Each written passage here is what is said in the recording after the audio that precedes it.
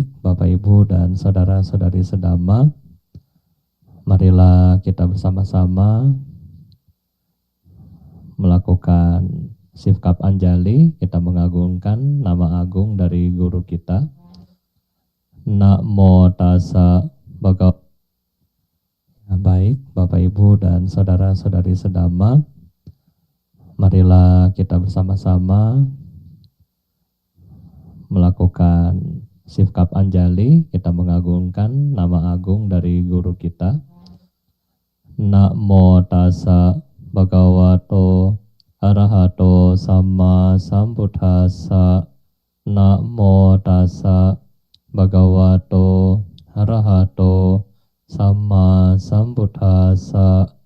Namo tassa bhagavato arahato sama sambuddhassa. Kalena dhamma sakaca, kalena dhamma savanang, etang manggalang muttamang di.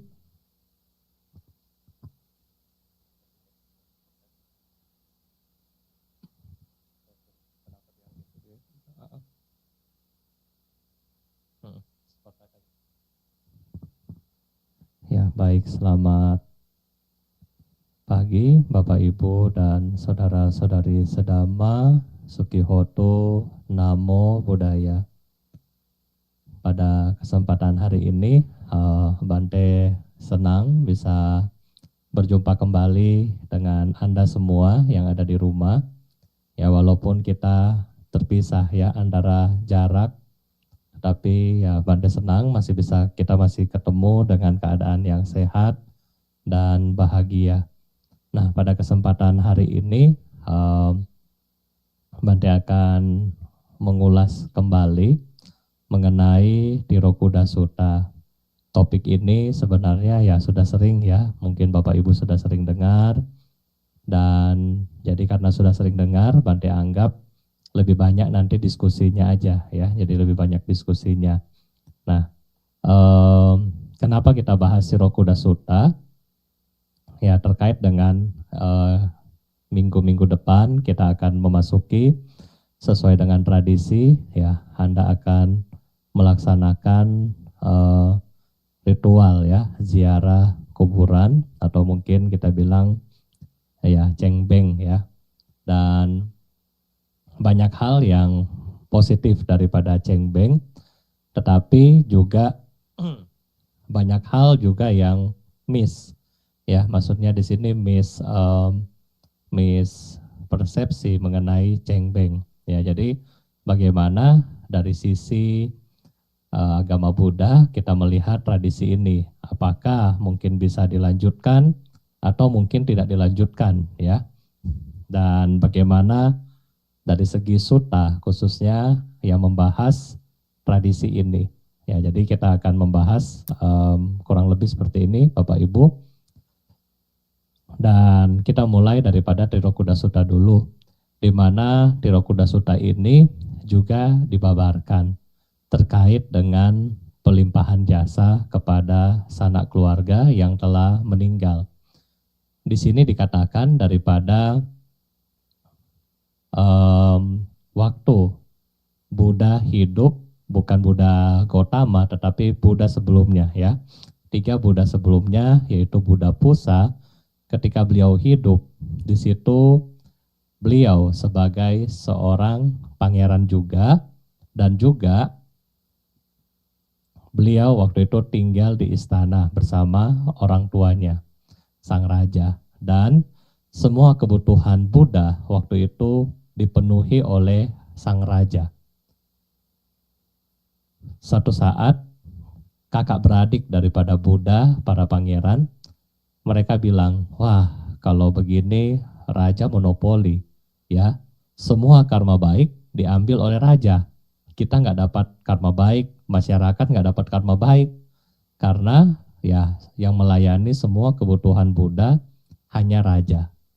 Nah, oleh karena itulah 3 kakak adik dari Buddha Pusa, kemudian mereka berpikir, bagaimana caranya biar kita bisa ya memiliki kesempatan membuka kesempatan kepada orang-orang untuk berbuat baik. Jadi Bapak Ibu, kita bayangkan ya, Buddha hanya dimonopoli oleh raja, yang lain nggak boleh urus Buddha, hanya sang raja. Jadi semua orang tidak memiliki kesempatan untuk berbuat baik. Ya, coba kalau kita merasakan seperti itu ya, feel-nya bagaimana? Mungkin seperti Buddha itu misalnya ada di Jakarta, kemudian yang boleh ketemu, kita nggak boleh ketemu. Ya, kita sebagai umat Buddha nggak boleh ketemu. Yang ketemu cuman satu orang doang. Ya, jadi feel-nya kita nggak bisa berbuat baik ya seperti itu. Nah, kemudian para pangeran berencana, oke, kita mesti minta reward sama raja, tetapi kita harus bikin caranya bagaimana. Singkat cerita, mereka bikin pemberontakan, ya, ada perang kecil di kampung, dan kemudian 3 pangeran ini datang ke kampung menyelamatkan istilahnya dan berhasil menumpas pemberontakan. Nah, ketika mereka menghadap raja, raja bertanya, "Wahai para pangeran, hadiah apa yang kamu mau?" "Oh, kami mau melayani Buddha." "Selama berapa lama?" 3 tahun. Raja langsung bilang, "Gak bisa." Turun sampai akhirnya hanya bisa 1 masa wasa, yaitu berapa lama? 3 bulan boleh melayani Buddha. Sisanya tetap dimonopoli oleh sang raja. Nah, kemudian Bapak Ibu, setelah ya udahlah dapat 3 bulan kesempatan, mereka menggunakan kesempatan itu sebaik-baiknya. Mulai membuat dhammasala, tempat makan dan seterusnya, ya, kuti dan seterusnya. Kemudian para pangeran beserta pengikutnya, ya, mereka kemudian menunjuk, ada yang jadi bendahara, ada yang jadi bagian penerimaan dana makan dan seterusnya. Sehingga siapapun yang ingin berdana kepada Buddha dipersilahkan. Nah, kesempatan 3 bulan dimulai. Ya, para umat, upasaka upasika, mereka sangat senang bisa ketemu langsung dengan Buddha dan bisa berbuat baik. Nah, mereka juga memberikan persembahan dan seterusnya yang begitu banyak sekali kepada Buddha. Kemudian setelah persembahan yang banyak, ada beberapa orang ya, namanya kalau misalnya di dalam satu komunitas belum tentu ya sudah punya kesempatan yang baik pun, tetapi kadang-kadang suka dilewatkan. Nah, sama di dalam komunitas ini ada juga ya sekelompok orang, mereka merasa, ah, Buddha kan sudah banyak tuh makanannya, ngapain lagi dikasih makan yang begitu banyak, ya kan? Kan Buddha makannya paling 1 piring, nggak banyak-banyak, jadi ngapain lagi kasih banyak-banyak, ini orang berdana sampai berapa banyak begitu ya. Nah, sama mereka kemudian makan makanan ini ya. Jadi istilahnya sebelum kasih ke Buddha melalui mereka dulu ya. Nah, mereka kemudian makan, sisanya baru dikasih ke Buddha. Kejadian ini berulang ya, sekian selama hampir 1 wasa itu. Kemudian di akhir masa wasa, mereka kemudian merasa ya mungkin ketahuan, jengkel, marah, mereka membakar tempat makan ya, dibilang tempat makan yang biasa Buddha gunakan. Nah, setelah kejadian itu, kemudian Buddha kembali kepada raja dan memasuki parinibbana. Dan kemudian juga ya para pangeran semuanya, mereka juga semuanya di akhir cerita mereka semua meninggal, dan mereka-mereka yang selama melayani Buddha 3 bulan yang tadi, yang berbuat baik, memiliki devosi, memiliki bakti kepada Buddha, mereka kemudian lahir di alam surga. Dan ya akibat perbuatan baik mereka tentunya ya. Kemudian juga mereka yang selama melayani Buddha 3 bulan dengan tidak memiliki devosi, melakukan korupsi seperti tadi, korupsi makanan dan seterusnya, pada akhirnya mereka lahir di neraka. Nah, jadi inilah yang menjadi dasar daripada Tirokuda Sutta ya. Mereka lahir di neraka, kemudian mereka menunggu untuk waktu yang sangat-sangat lama, Setelah masa Buddha Pusa selesai, masuk ke dalam beberapa kalpa berikutnya, kemudian muncullah salah satu Buddha, Bante lupa nama Buddhanya.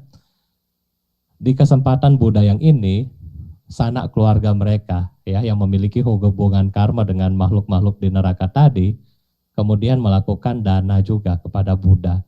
Setelah melakukan dana kepada Buddha, pelimpahan jasa, kemudian kalau nggak salah Buddha Kasapa, Bante lupa namanya ya. Buddha bilang, maaf, leluhur Anda sekarang ada di alam neraka. Dan kali ini mereka hanya bisa naik satu tingkat, yaitu alam peta. Ya, jadi dari neraka mereka naik satu tingkat, lebih baik sedikit ya, alam neraka. Akibat perbuatan baik yang Anda lakukan hari ini. Nah, kemudian kenapa begitu? Karena melakukan karma yang berat di masa lampau. Nah, setelah itu Bapak Ibu, Buddha juga berpesan nanti di masa mendatang di zaman Buddha Gotama di kalpa-kalpa mendatang ada yang namanya Raja Bimbisara, penguasa Magadha. Dialah yang akan menyelamatkan kalian para makhluk peta. Wah, jadi berapa senang ya, dia sudah lama sekali di neraka, kemudian dia lahir di zaman Buddha Kasapa, kita bilang, Bante lupa nama pastinya. Dia juga bahagia di situ dan mau menunggu lagi untuk Raja Bimbisara di zaman Buddha Gotama, Buddha Sakyamuni. Jadi di zaman Buddha Sakyamuni lah kemudian Raja Bimbisara ya, dia ketemu dengan Buddha. Sebelum dia ketemu dengan Buddha, dia masih ketemu dengan Pertapa Siddhartha. Waktu itu dia mohon kepada Pertapa Siddhartha untuk sudahlah, kamu nggak usah mencapai kebudaan ya, kamu tinggal di sini aja. Maka istana saya, kerajaan saya bagi dua ya, kerajaan Magadha. Kamu jadi wakil raja, mau nggak? Tetapi waktu itu Pertapa Siddhartha dia belum jadi Buddha. Dia bilang, maaf raja, saya harus mencari obat untuk orang tua, sakit dan mati. Oleh karena itulah Siddhartha kemudian pergi ke bawah pohon Bodhi, Uruvela selama 6 tahun, kemudian ke pohon Bodhi dan mencapai Buddha. Tetapi ketika pertama kali Pertapa Siddhartha ketemu Raja Bimbisara memohon, oke, kalau kamu mau pergi boleh, tetapi tolong ketika kamu sudah menemukan obat, ya, sudah mencapai pencerahan, tolong kembali ke sini, ke Magadha. Oke, nah setelah itu, setelah Buddha mencapai kebudaan, dia kembali ke Magadha, dan kemudian Raja Bimbisara berdana untuk pertama kalinya. Jadi di dalam berdana itu, Raja Bimbisara memberikan dana makanan. Ya, kemudian ketika dia berdana makanan, Raja Bimbisara lupa. Ya, di dalam pikiran ketika dia berdana, dia ingat, nanti malam Buddha tidur di mana ya? Ya, mikirin itu ya. Pada akhirnya dia lupa melakukan pelimpahan jasa. Akhirnya makhluk yang sudah menderita selama 3 zaman Buddha, kira-kira menurut Bapak Ibu marah atau gimana gitu ya. Kalau seperti Anda dikasih PHP gitu ya. Anda sudah menunggu selama 3 zaman Buddha, itu mungkin berapa miliar tahun itu. Dari neraka masuk ke alam peta, sudah tunggu bahagia, oh itu Raja Bimbisara mau kasih pelimpahan jasa ke kita. Ternyata di saat itu Bimbisara malah lupa melakukan pelimpahan jasa dan malah berpikir nanti malam Buddha mau tinggal di mana. Dengan rasa kecewa, mungkin orang bilang sekarang dongkol ya, kesel. Ya makhluk-makhluk ini kemudian marah ya. Malam hari ketika Bimbisara tidur, mereka datang di istana ya, mengganggu. Ya, mengganggu. Makhluk-makhluk ini datang mengganggu. Ada yang badannya mungkin setinggi pohon kelapa, tetapi bekas kebakar begitu, karena sekian miliar tahun gak dapat makanan. Ada yang badannya begitu besar dan seterusnya ya, macam-macam. dengan kondisi-kondisi yang sangat-sangat mengerikan. Mereka datang ke istana dan kemudian membuat suara dan menakutkan Raja Bimbisara. Besok paginya Raja Bimbisara yang begitu takut, dia ketemu ke Buddha. Dia bilang, Sang Buddha, selama hidup gak pernah melihat hantu seperti itu banyak ya. Tetapi aneh, ketika ketemu Buddha kemarin, saya setelah berdana kepada Buddha, malah ini muncul semua. Oh, Sang Buddha bilang, iya Raja yang mulia, itu adalah leluhur kamu. Mereka sudah menunggu Anda selama berkalpa-kalpa, ya mungkin miliaran tahun, untuk mendapatkan pelimpahan jasa dari kamu, sehingga mereka dapat terlahir di alam yang lebih baik. Nah kemudian Raja Bimbisara bilang, terus apa yang harus saya lakukan? Oke, yang kamu harus lakukan adalah kamu melakukan pelimpahan jasa. Besok kamu mengundang Buddha dan para biku, kemudian berdana makanan seperti kemarin. Ya, oke. Nah, besoknya kemudian Sang Buddha dan para Arya Sangga waktu itu mereka pergi ke istana, dan di sana dengan kekuatan batin daripada Buddha, Buddha menampakkan semua makhluk yang datang semalam di tempat Raja Bimbisara. Semua mereka muncul, semua pelayan istana, semua pejabat takut melihat hantu yang begitu banyak. Dan setelah itu upacara atau kita bilang berdana makan dimulai ya. Nah, ketika sang raja berdana air minum kepada Buddha, setelah Buddha terima, sekilas Bapak Ibu ya, tadi yang makhluknya begitu gosong seperti bekas kebakar dan seterusnya, tiba-tiba setelah Buddha menerima air minum tersebut, tiba-tiba badan dari makhluk itu langsung bersih. Ya, langsung bersih. Tadinya hitam gosong jadi putih ya, jadi bersih. Kemudian ketika Raja Bimbisara berdana bubur kepada Buddha, kemudian seketika makhluk-makhluk tadi yang badannya begitu kurus, tiba-tiba badannya jadi yang bagus, ya, jadi badannya yang bagus dan seterusnya. Dan setelah Raja Bimbisara berdana jubah kepada Buddha, kemudian tadi makhluk yang badannya telanjang kemudian berubah menjadi mereka yang memiliki pakaian-pakaian surgawi. Dan setelah itulah makhluk-makhluk tersebut lahir di alam yang lebih baik atau kita bilang terlahir di alam surga. Nah, jadi ini kurang lebih cerita mengenai Tirokuda Sutta yang menjadi dasar daripada sutta ini. Ya, jadi ini adalah menjadi dasar daripada sutta ini. Kemudian yang penting dari sini Bapak Ibu adalah kita akan bahas bait demi bait biar lebih detail. Nah, nanti kalau ada yang mau bertanya ya silakan Bapak Ibu ya. Jadi Tirokuda Sutta artinya apa? Di balik dinding ya, sutanya Tirokuda di balik dinding. Jadi kalau misalnya di balik dinding ada yang nangis, di balik pintu, ya itu hati-hati ya. Mungkin itu. Karena kenapa? Di sini Buddha bilang di balik dinding mereka berdiri dan menunggu ya. Juga di perempatan atau pertigaan jalan.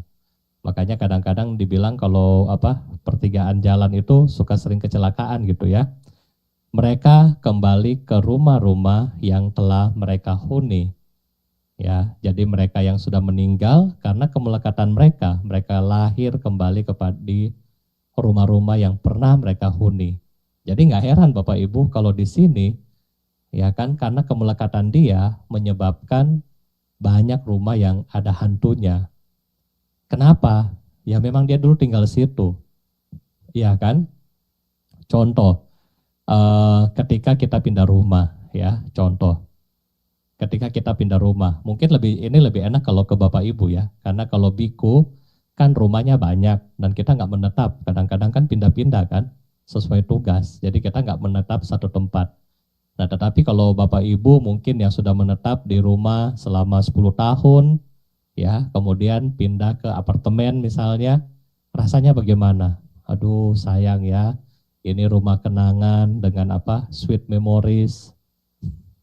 Ya sama, orang yang melekat sama rumahnya, ketika dia belum belajar dhamma yang kuat, maka ketika dia meninggal, dia ingat, waduh rumah saya yang begitu bagus, mewah, dan seterusnya, dia ingat sehingga dia kembali lagi ke rumahnya dan menjadi penunggu di situ. Nah ini karena kemelekatan ya.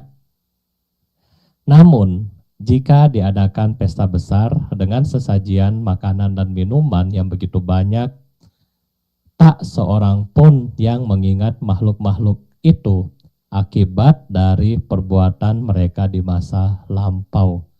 Kenapa para sanak keluarga melupakan makhluk-makhluk itu, para mendiang atau leluhurnya?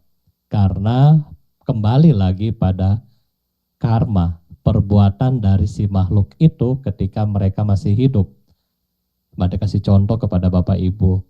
Kalau misalnya contoh Sefira ya, pemimpin kebaktian ulang tahun. Kira-kira Sefira ini akan ngundang teman yang suka bikin dia bahagia, ya teman dekat, atau teman yang suka bikin dia menderita? Yang bikin senang lah Bante.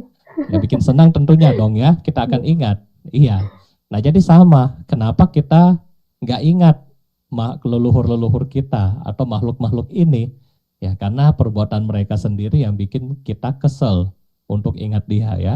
Jadi kita nggak ingat. Nah, namun Bapak Ibu, demikianlah mereka ya. Mereka di sini adalah Anda, kita semua yang hatinya penuh welas asih karena mungkin kita semua sudah mempelajari Dhamma, jadi muncul cinta kasih di situ, melimpahkan kepada sanak keluarga yang telah meninggal persembahan makanan dan minuman dengan tulus ya, yang terbaik dan sesuai dengan saat ini. Nah, kita lihat kembali kontekstualnya adalah kita yang memiliki cinta kasih. Berarti ini adalah umat Buddha yang tahu kata nyu, kata wedi, yang tahu apa jasa-jasa dari para mendiang kepada dirinya dan ingin membalas jasa-jasa tersebut kepada yang telah meninggal.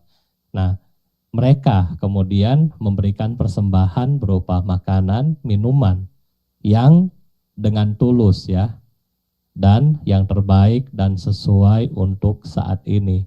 Di sini ada kata-kata tulus, terbaik, dan sesuai dengan saat ini. Berarti persembahan-persembahan yang kita berikan kepada para leluhur kita untuk digunakan pelimpahan jasa harus tulus dari kita ya.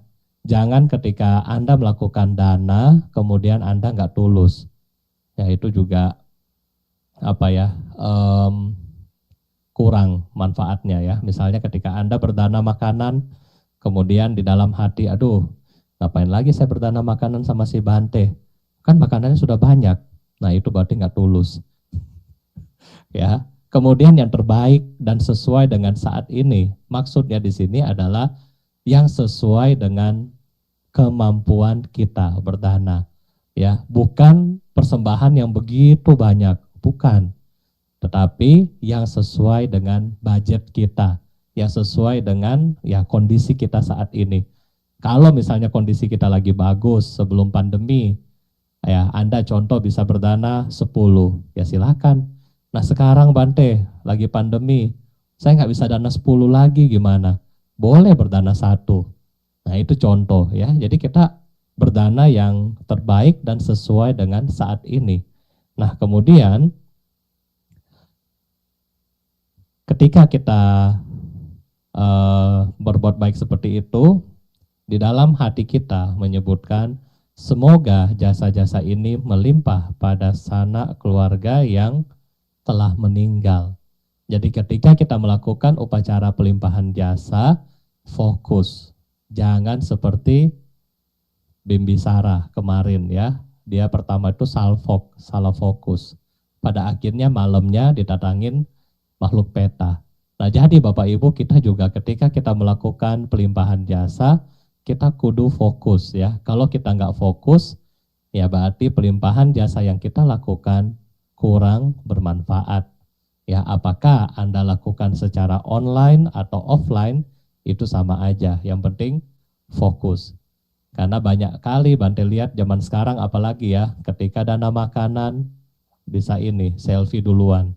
Ketika dana makanan, foto buat masukin di Instagram. Ketika dana makanan, live di Facebook. Ketika dana makanan, untung belum ada yang masukin TikTok ya. Jadi ketika kita berbuat baik, dana makanan ataupun apapun yang Anda lakukan untuk kegiatan pelimpahan jasa, harus fokus ya. Jadi kalau misalnya Anda melakukan perbuatan baik nggak fokus, para leluhur cari Anda, ya salah sendiri ya. Bante Dhamma Wudhu sudah kasih tahu di awal soalnya. Kemudian Bapak Ibu, ketika Anda melakukan upacara pelimpahan jasa, maka para sanak keluarga yang menjadi makhluk peta ini, yang datang di situ, kemudian mereka akan merasa berbahagia, bergembira, ya, atas persembahan baik makanan, minuman, dan jasa kebajikan yang mereka terima. Dan karena mereka adalah saudara kita sendiri, ya, memiliki hubungan karma dengan kita sendiri, mereka akan mendoakan kita. Semoga sanak keluargaku panjang usia, sebab karena merekalah kami menerima persembahan ini. Nah, jadi para makhluk peta pun turut mendoakan Anda, ya, supaya apa? Anda tetap berbuat baik untuk mereka, ya.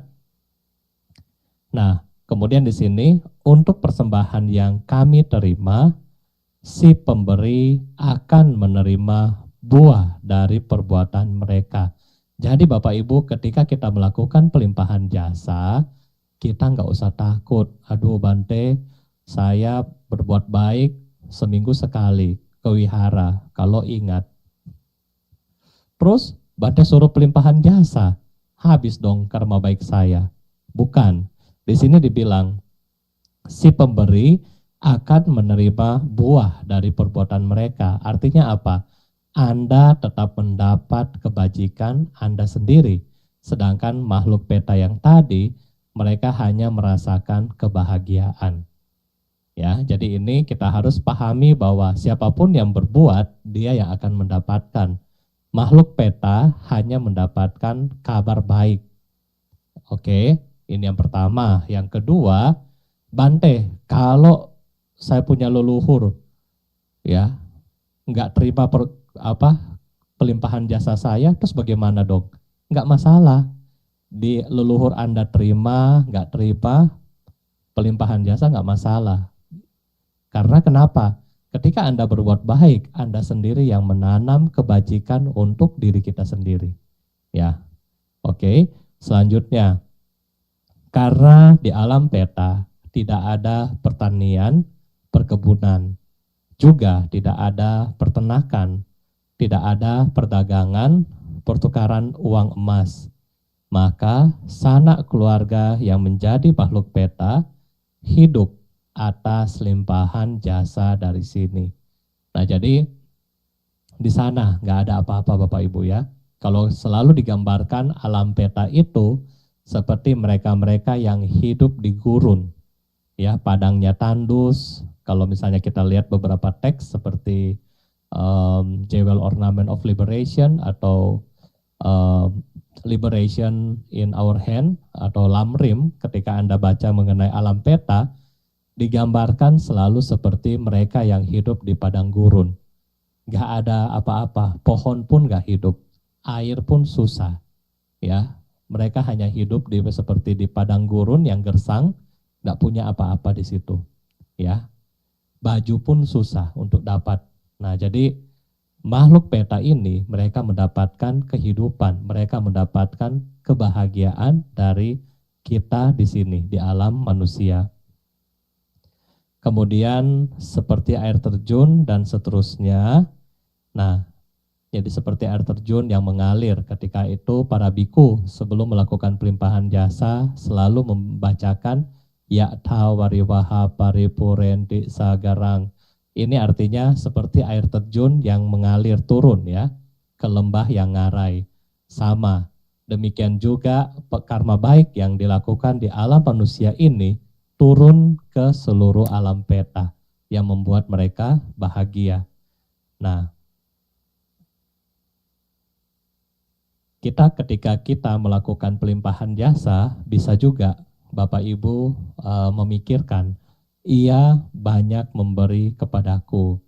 Ia telah bekerja untukku, ia adalah kekasihku, saudaraku.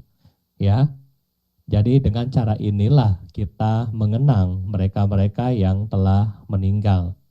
Oke.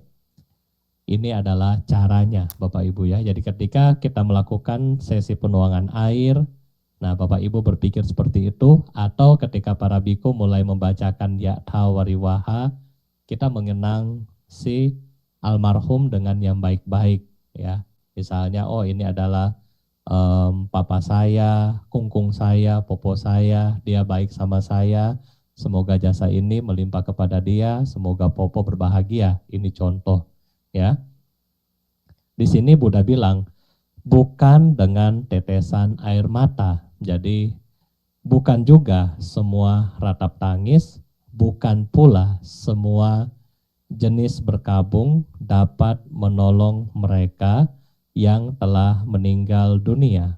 Jadi ketika kerabat kita meninggal, bukan dengan cara itu kita menolong mereka ya. Kalau kita menangis, kita sedih, malah ini akan memberatkan mereka ya.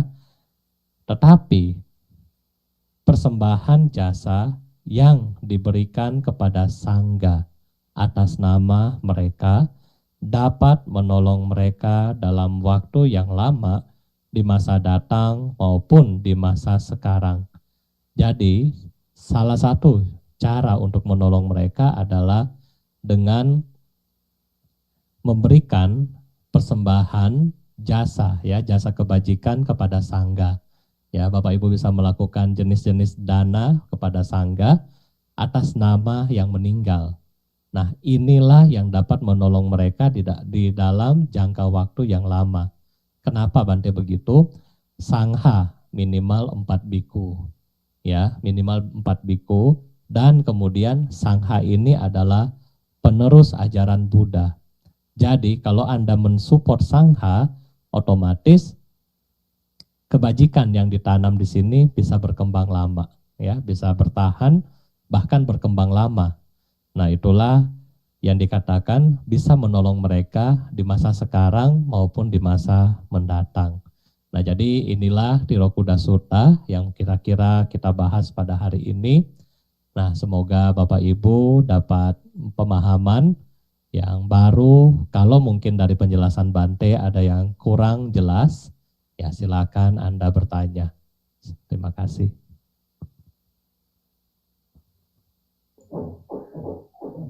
Ya, Bapak Ibu Saudara-saudari, kalau ada pertanyaan yang mau ditanyakan secara langsung kepada Bante, bisa pilih opsi reaction terus raise hand-nya supaya kelihatan siapa yang mau bertanya secara langsung. Oh, Bante, ini ada pertanyaan yang masuk dulu secara tertulis. Apa mau saya bacakan dulu? Ya. Oke, Namo Buddhaya Bante, selamat pagi. Tadi sempat disampaikan oleh Bante agar kita melakukan pelimpahan jasa kepada leluhur kita. Normalnya kita sebagai manusia hanya mengenal 2 generasi di atas kita, yaitu orang tua dan kakek nenek. Buyut terkadang tidak semua orang cukup beruntung untuk mengenal. Saya pribadi tidak mengenal generasi di atas kakek nenek saya. Apa yang perlu saya ucapkan ketika berdana agar pelimpahan jasa bisa ditujukan kepada semua leluhur saya? Terima kasih. Ya, jadi ketika kita kita bilang benar, biasanya paling jauh kakek nenek ya. Kalau sudah di atas kakek nenek sudah susah. Apalagi mungkin yang di Jakarta lebih ini ya, lebih cuek. Kalau Bante di daerah masih ada ya. Jadi kalau lihat di altar rumah siap om saya, jadi di rumah om, nah itu masih ada. Jadi ada kungkung saya, baru ada papa dari kungkung, berarti buyut kita masih ada ya, fotonya masih lengkap. Kalau di Jakarta mungkin sudah jarang yang masih lengkap begitu ya. Apa yang harus kita lakukan Bante? Yang kita harus lakukan adalah kita berniat, bertekad aja. Semoga dengan kebajikan ini melimpah kepada seluruh leluhur, ya, seluruh leluhur dan para makhluk yang memiliki hubungan karma dengan kita. Nah, jadi seluruh leluhur yang kita nggak tahu, jadi kita bilang semua. Dan semua makhluk yang memiliki hubungan sama kita. Misalnya, ketika Anda makan, nasi Anda dari pedagang beras ini kemudian mungkin dapat beras dari petani dapat padi dari mungkin lembaga pertanian dan seterusnya.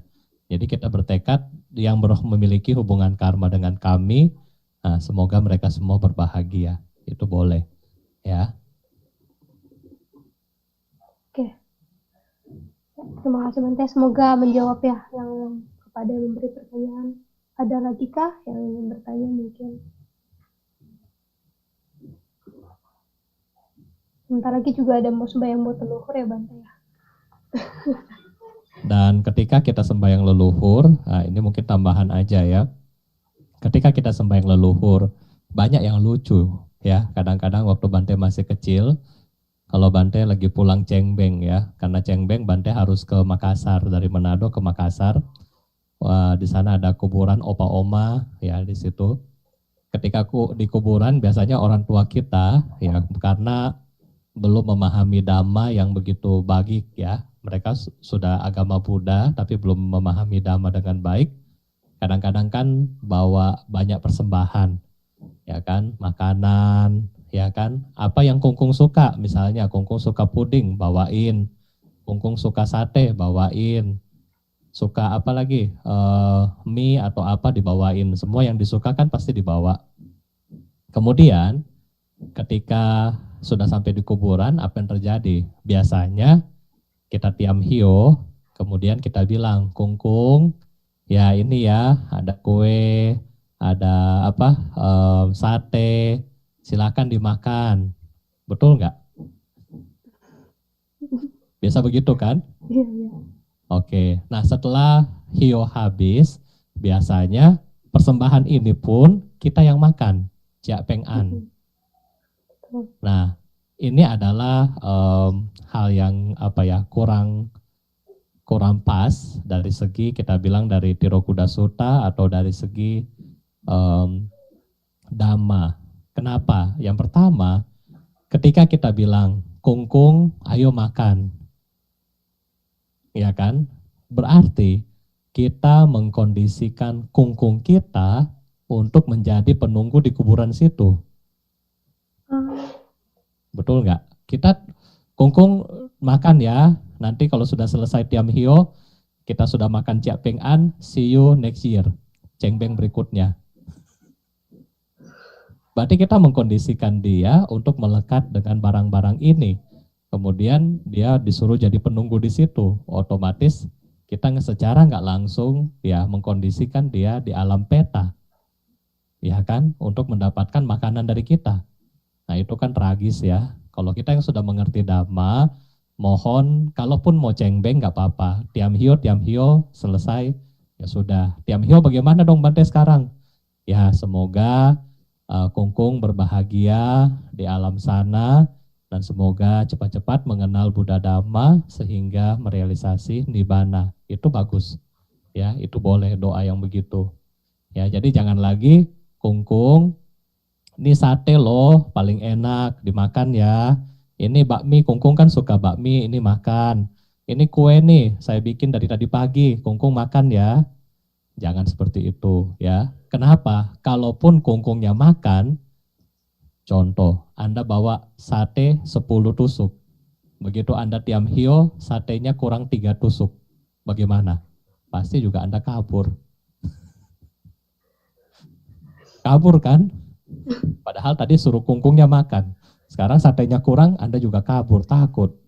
Nah itu. Jadi ini ya yang kedua.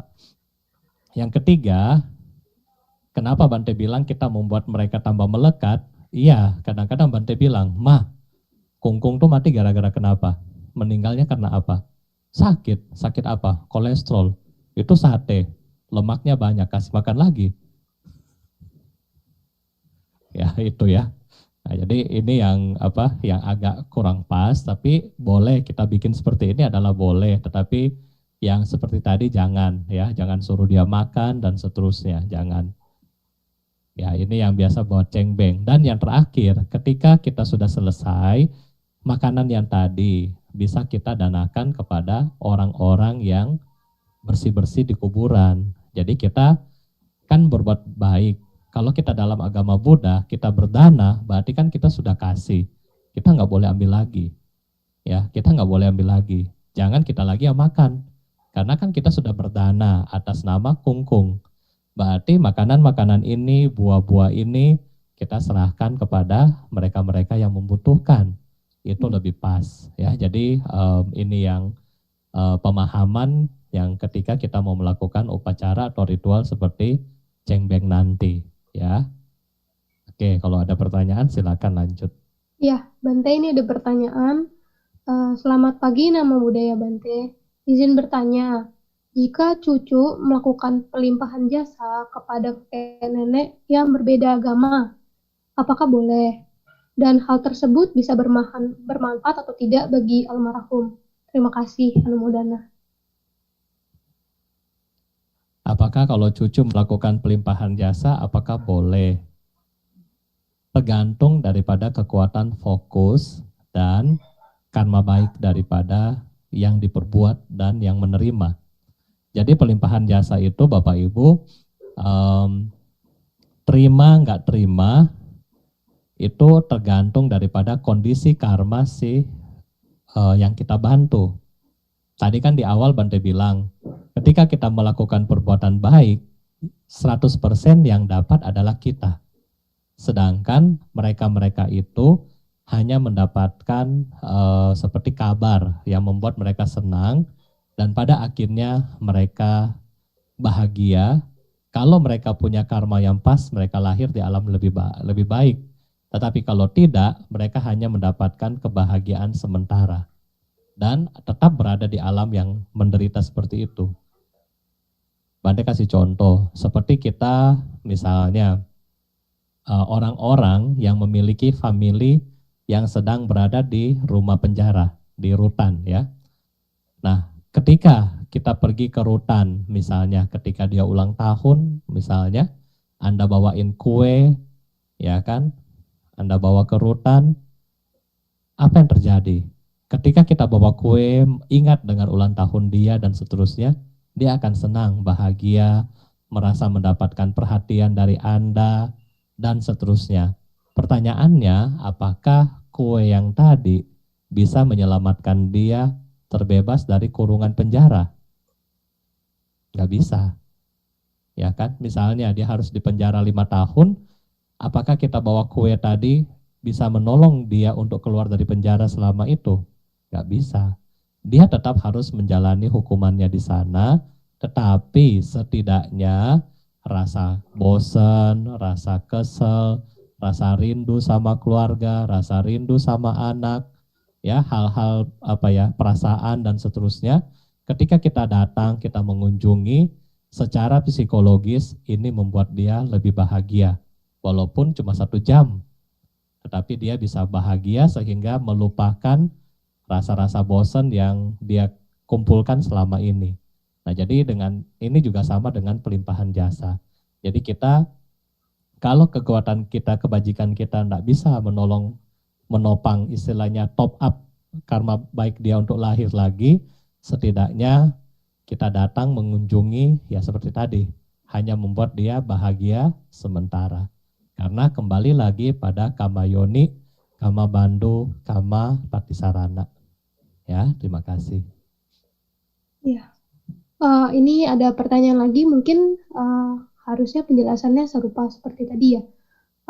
Apabila leluhur kita sebelumnya bukan agama Buddha pada kehidupan sebelumnya, dan mungkin tidak mengerti dengan konsep perbuatan bajik, misalnya dengan berdana kepada sangha, apakah perbuatan bajik tersebut tetap dapat diterima? Terima kasih Bante. Masih harusnya sama ya, tergantung. Iya, jadi yang agama tadi Bante belum ini ya. Perbuatan bajik, jasa kebajikan itu adalah universal, ya, bukan hanya dalam agama Buddha, tetapi universal sifatnya. Jadi ketika kita melakukan perbuatan baik, maka elemen positif yang ada di dalam pikiran kita inilah yang kita kasih, bukan agamanya. Jadi yang kita kasih bukan agamanya, tetapi kebajikannya. Ya, Bante kasih contoh.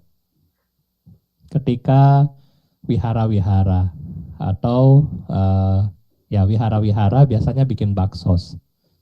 Apakah beras yang kita kasih itu hanya untuk umat Buddha atau buat semua? Buat semua. Ketika kita kasih beras, semua bisa terima. Betul nggak? Betul, Bante. Mungkin seperti Damasuka waktu kemarin Bante lihat bagi nasi ya waktu lebaran atau kapan dulu. Iya, Ini semua orang bisa terima ya. Kan orang semua bisa terima, bisa ambil. Dia nggak tanya ini dari wihara. Ah nggak ada kok dari wihara. Nah sama, kenapa bisa ambil? Karena sifatnya universal. Jadi pelimpahan jasa ini sifatnya universal. Jadi kita apapun agama mereka, kita bisa melakukan pelimpahan jasa. Ya, kita bisa melakukan pelimpahan jasa. Jangankan mereka yang beragama lain, hewan-hewan aja kita kadang-kadang doakan. Ya kan? Di Mahayana, kalau Bante pernah belajar dulu, sebelum para suhu makan, mereka ada biasa ritual di depan tempat makan. Kalau nggak salah ritual apa Bante lupa ya bahasa Mandarin itu. Tujuannya apa? Untuk memberikan persembahan makanan kepada makhluk peta.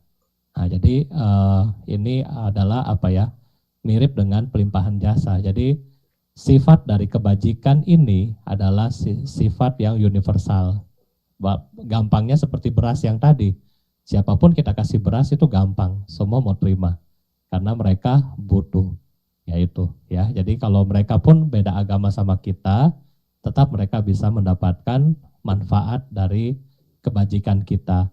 Kalaupun mereka mungkin nggak dapat persembahan dari kita, nggak apa-apa. Karena kita sendiri mendapatkan kebajikan dari perbuatan baik kita. Ya, terima kasih.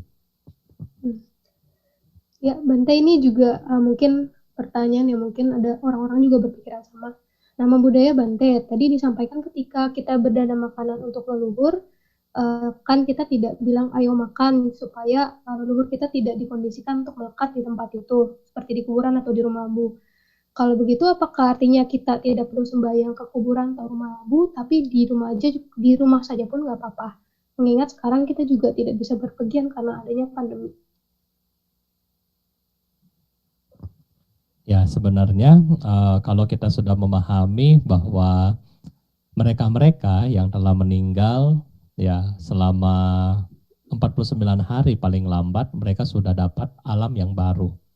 Nah jadi sebenarnya dimanapun kita mau sembayangi mereka itu bebas ya, di rumah pun seperti saat ini udah oke. Karena kenapa? Kalau di dalam konteks Buddhis, setelah proses 49 hari mereka telah terlahir di alam masing-masing. Yang punya kebajikan ke alam surga, yang nggak pernah berbuat baik ya ke alam rendah, ya yang sedang-sedang ya alam manusia. Nah jadi setelah 49 hari mereka sudah nggak ada di tempat itu, baik di rumah abu maupun di kuburan itu sudah nggak ada. Ya jadi perlakuan sama, apakah di rumah abu yang dikremasi atau yang dilarung di laut atau yang dikuburkan itu sebenarnya sudah sama ketika kita mau melakukan pelimpahan jasa. Nah, Bante dalam kondisi cengbeng seperti ini, kita masih memeluk tradisi. Apakah masih boleh? Nggak ada yang salah dengan cengbeng, nggak ada yang salah. Tetapi kita harus pahami bahwa cengbeng dan pelimpahan jasa adalah dua hal yang berbeda. Ini dua hal yang berbeda, ya. Cengbeng adalah tradisi kita orang Tionghoa, ya. Bante, apakah Bante pergi cengbeng? Pernah, Bante juga pergi. Pelimpahan jasa adalah tradisi dari Buddha. Patidana yang tadi, Tirokuda Sutta, itu dari Raja Bimbisara. Ulambana atau kadang-kadang bilangnya Cyoko, itu tradisi dari Bante Mahamunggalana. Nah, ini adalah pelimpahan jasa versi Buddhis. Kalau cengbeng adalah tradisi Tionghoa. Jadi inilah berbeda ya. Cengbeng bukan dari agama Buddha, bukan. Tetapi agama Buddha mengizinkan kalau Bapak Ibu mau melakukan cengbeng. Dengan harapan apa? Kita ingat yang pertama, menghormat mereka yang patut dihormati, itulah berkah utama. Yang kedua, di dalam Katanyu Katawedi, kita mengingat kebajikan dari para mendiang kepada kita waktu kita kecil, mungkin kita dimandiin, kita disuapin. Nah, sekarang mereka sudah meninggal, kita mengingat jasa budi ini, ya, sehingga kita mendoakan mereka. Dan yang ketiga, di dalam Sigalowada Sutta, salah satu wujud daripada penghormatan seorang anak kepada orang tua adalah dengan mendoakan mereka ketika mereka telah meninggal. Dan berikutnya di dalam Sigalowada Sutta juga kewajiban seorang anak adalah mempertahankan tradisi keluarganya. Jadi kita melihat bahwa cengbeng ini adalah dari tiga hal. Katanyu Katawedi, Manggala Sutta, menghormat orang yang patut dihormati, dan Sigalowada Sutta sebagai melakukan pelimpahan jasa. Di dalam Mahaparinibbana Sutta juga yang keempat, ada satu hal yang menarik. Kalau seluruh masyarakat melakukan doa ya kepada para leluhur secara tradisi, maka ini akan memperkuat wilayah itu secara ekonomi, ya, secara ekonomi, secara kemakmuran, secara keamanan. Ya, kalau kita sering melakukan penghormatan terhadap leluhur, ini di dalam Mahaparinibbana Sutta, Bapak Ibu bisa lihat juga. Nah, jadi empat hal ini adalah hal yang baik ya untuk kita melaksanakan cengbeng yang tadi. Jadi itu nggak ada masalah di dalam agama Buddha. Bante, di dalam pandemi bagaimana? Boleh kita dari rumah. Kalau kita mungkin masih bisa simpan fotonya, ya Bapak Ibu boleh taruh fotonya, kemudian memberikan persembahan yang seadanya, ya sebisa kita kasih. Nah, kemudian sambil mengingat, mungkin kalau ada anak-anak atau ada ya cucu, kasih tahu ini loh kungkung, ya kita memberitahu yang positif daripada si kungkung. Ini loh kungkung dulu suka kerja keras, suka beramal, nah sampai kita punya rumah seperti ini. Nah, ini adalah cerita yang kita boleh ceritain. Ya, jadi jangan ajarin anak atau cucunya, kasih tahu kungkung ya, kungkung datang makan. Beda kan? Kalau kita sudah pahami, oh ini kungkung dulu suka kerja keras dan seterusnya. Jadi kita punya rumah nih sekarang, contoh. Nah, itu yang kita ceritakan. Ya, oke, terima kasih. Ya, Bante ini mungkin ada move sebentar. Ada pertanyaan dari Facebook, Bante. Kan kita ada live di Facebook juga. Nah, ini bagaimana kita tahu, Bante, apakah para leluhur kita itu membutuhkan pelimpahan jasa atau tidak?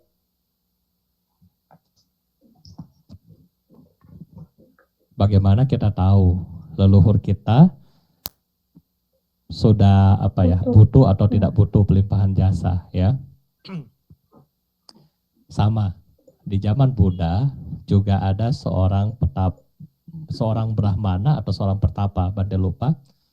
Dia juga bertanya kepada Buddha, Buddha, dengan kesaktian saya, ini si pertapa ngomong ke Buddha ya, dengan kesaktian saya melihat mama saya sendiri yang sudah meninggal, sudah lahir di alam surga.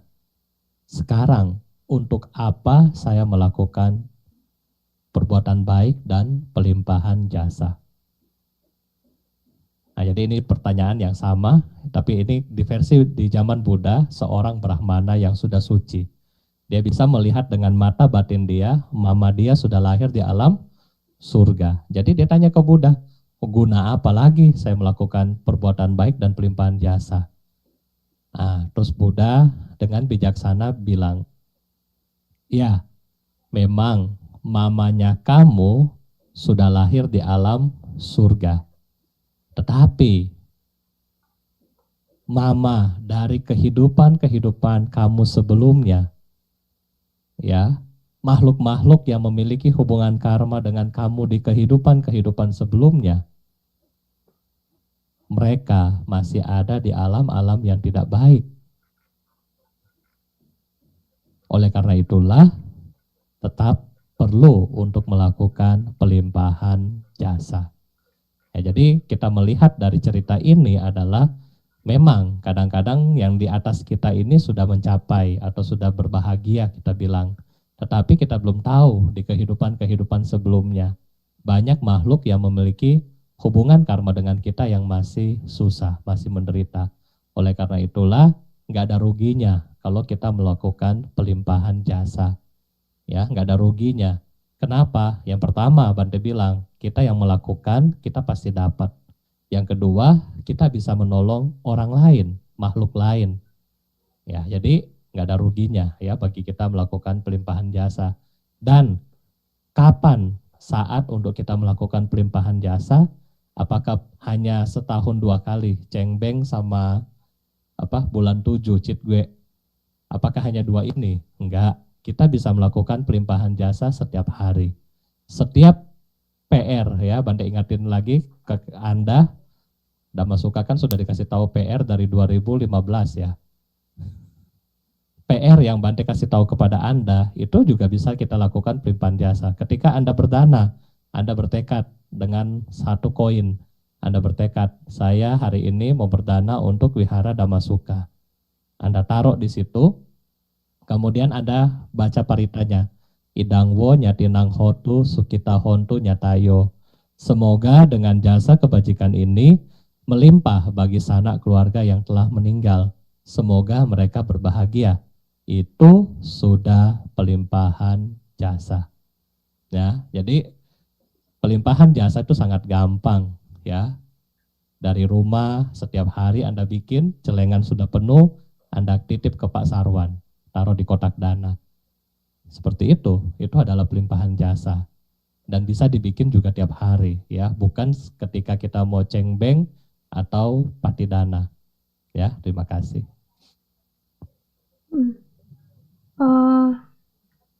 Ya, Bante, kira-kira ini ada 3 pertanyaan lagi. Masih bisa ya, Bante ya? Ya. Ini selamat siang, Bante Sotihotu. Saya memiliki teman yang sudah meninggal sudah lama sekali. Tapi dalam 1 bulan ini saya kembali mimpi tentang dia sudah 2 kali. Padahal saya tidak pernah memikirkan tentang dia sebelumnya. Nah, apakah dia belum terlahir di alam bahagia? Atau mungkin dia membutuhkan pelimpahan jasa dari keluarga?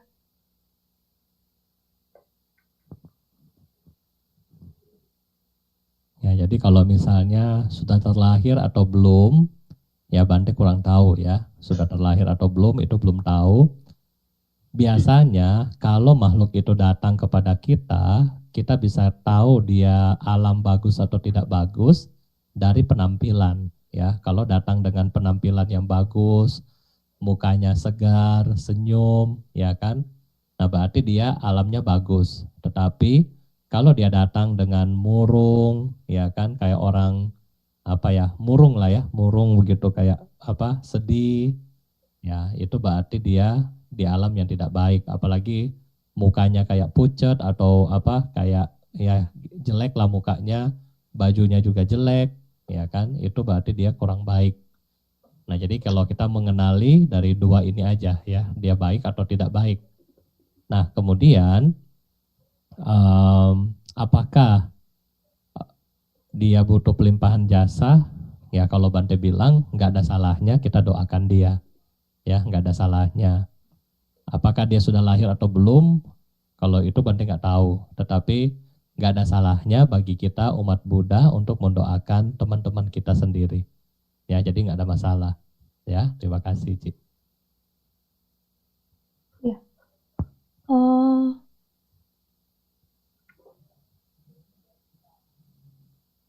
Mungkin ini yang terakhir ya Bante ya. Ini Bante doa ke leluhur tadi saya mau catat nggak keburu. Ucapannya apakah boleh diulangi? Terima kasih. Atau sama dengan yang Idang Wonya Tina Hoto itu ya Bante? Oh iya.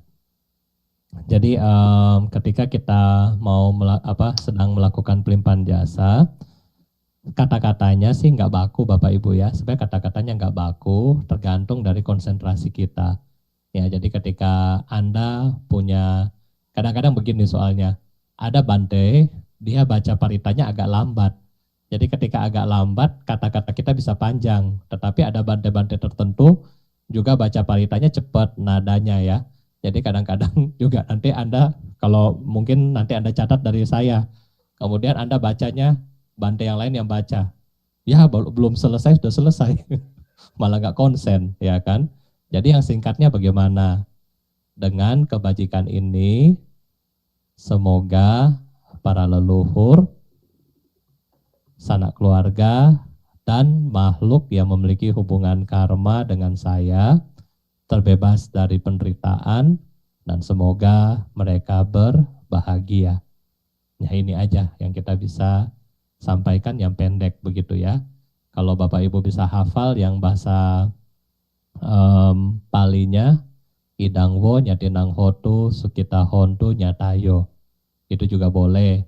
Kalau Bapak Ibu mau lebih panjang lagi, ya semoga ya kan kebajikan ini melimpah kepada ini kalau yang mungkin dalam 49 hari kepada misalnya nama A karena dia telah orang yang baik dan seterusnya hal-hal yang positif yang dikembangkan. Nah kemudian di terakhir kita bilang semoga dia berbahagia. Nah itu juga boleh ya. Jadi ini tidak baku, ini enggak sekali lagi ini enggak baku, tergantung pada hati kita untuk ya hati kita untuk itu ya, maksudnya mendoakan mereka ya. Oke, terima kasih. Ya, terima kasih banyak Bante. Sepertinya kalau untuk pertanyaan langsung tidak ada yang masuk, semuanya pertanyaan tertulis. Dan udah sih, tidak ada pertanyaan lagi yang masuk Bante. Mungkin sebelum menutup di sana, mungkin ada dari Bante ada pesan-pesan tambahan atau kesimpulan yang ingin disampaikan Bante. Ya baik, jadi pada hari ini kita mengambil kesimpulan bahwa apapun ya kita mengikuti tradisi ya tradisi yang baik tentunya kita sebagai melanjutkan tradisi dari orang tua kita perlu melestarikan. Tetapi tradisi yang baik ini juga perlu kita pikirkan makna-makna yang pentingnya ya. Jadi makna-makna yang pentingnya kita juga harus tahu ya. Jangan mengikuti tradisi karena hanya mengikuti doang, tetapi ketika kita mengikuti tradisi ya kita harus paham. Nah, dan dari kita melihat ajaran Buddha bahwa ajaran Buddha tidak melarang umatnya, khususnya Anda misalnya umat Theravada untuk melakukan cengbeng yang tadi.